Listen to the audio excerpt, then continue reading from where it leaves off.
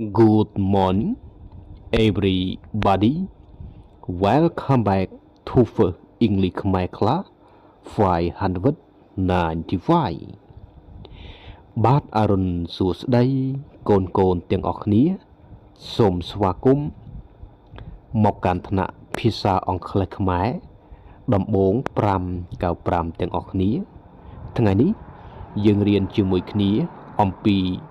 ការប្រើប្រាស់បច្ចុប្បន្នកាលបរិបូរណ៍ឬក៏យើងហៅថា present perfect tense នៅក្នុងភាគទី3មុនចូលដល់ការសិក្សានៅភាគនេះសូមកូនទាំងអស់គ្នាជួយចុចពាក្យជាវឬពាក្យ subscribe នៅក្នុងភាគទី3នេះយើងនិយាយអំពីរបៀបនៃការប្រើប្រាស់បច្ចុប្បន្នកាលបរិបូរណ៍ឬក៏ present perfect ទី3 to talk about recent completed actions យើងប្រើបច្ចុប្បន្នកាលបរិបូរណ៍ឬក៏ present perfect ដើម្បីនិយាយអំពីសកម្មភាពទើបតែបញ្ចប់នាពេលថ្មីនេះឧទាហរណ៍ទី1 I have just arrived at my office I have just arrived at my office ចឹងប្រែជាភាសាខ្មែរថាខ្ញុំទើបតែមកដល់ការិយាល័យរបស់ខ្ញុំចឹងបានន័យថាខ្ញុំមកដល់ការិយាល័យរបស់ខ្ញុំហ្នឹងគឺទើបតែមកដល់អំបញ្ញមិញនឹងឯងគឺភ្លាមនឹងឯងណាចឹងយើងប្រើនិយាយអំពីសកម្មភាពដែលទើបតែបញ្ចប់នាពេលថ្មីណាក្នុងករណីទី3នេះឧទាហរណ៍ទី2 He has just finished his new plane He has just finished his new plane ចឹងប្រែថាគាត់ទើបតែបញ្ចប់គម្រោងថ្មី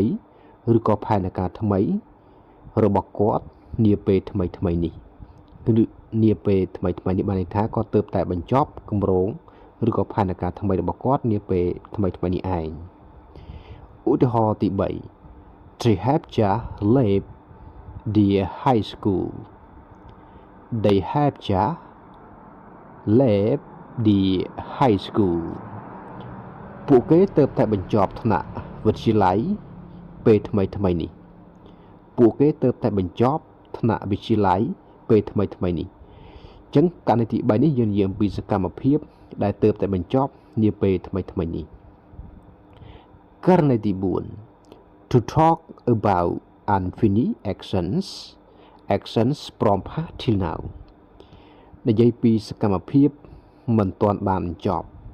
កើតឡើងពីអតីតកាលដល់បច្ចុប្បន្នគេកើតឡើងពីអតីតកាលដល់បច្ចុប្បន្នអញ្ចឹងទី4នេះយើងនិយាយអំពីសកម្មភាព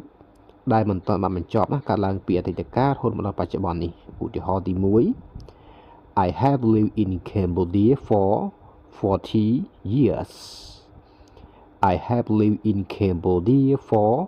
40 years អញ្ចឹងប្រែថាខ្ញុំបានរស់នៅប្រទេសកម្ពុជា40ឆ្នាំមកហើយអញ្ចឹង40ឆ្នាំមកហើយខ្ញុំបានរស់នៅក្នុងប្រទេសកម្ពុជាហើយឥឡូវហ្នឹងសកម្មភាពហ្នឹងខ្ញុំនៅតែបន្តរស់នៅក្នុងប្រទេសកម្ពុជាណាអញ្ចឹងសកម្មភាពហ្នឹងមិនទាន់ចប់ទេទោះបី40ឆ្នាំកន្លងផុតទៅដោយណាខ្ញុំនៅតែរស់នៅក្នុងប្រទេសកម្ពុជាទី2 She has worked in Japan since May She has worked in Japan since May ជាងប្រែថានាងបានធ្វើការនៅប្រទេសជប៉ុនតាំងពីខែឧសភានាងបានធ្វើការនៅប្រទេសជប៉ុនតាំងពីខែឧសភាជាងសប្តាហ៍ថ្ងៃនេះនាងនៅតែបន្តធ្វើការងារនៅក្នុងប្រទេសជប៉ុនដដែល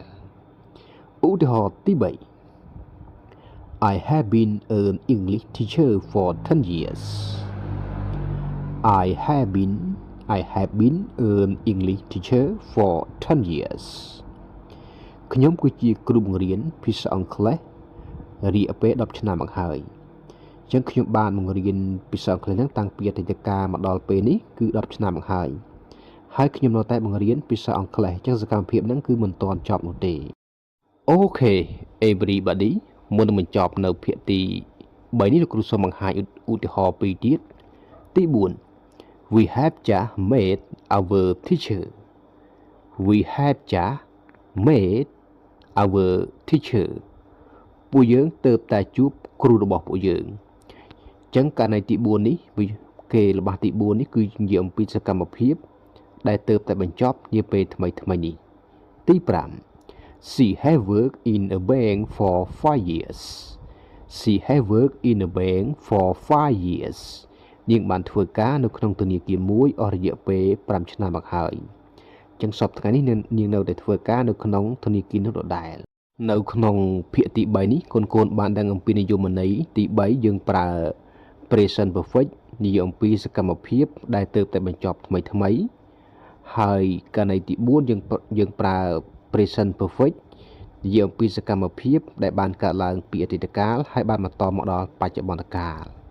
អូខេអញ្ចឹងវីដេអូរបស់គ្រូសូមបញ្ចប់ត្រឹមតែប៉ុណ្ណេះសូមរងចាំតាមដានទស្សនានៅវីដេអូក្រោយ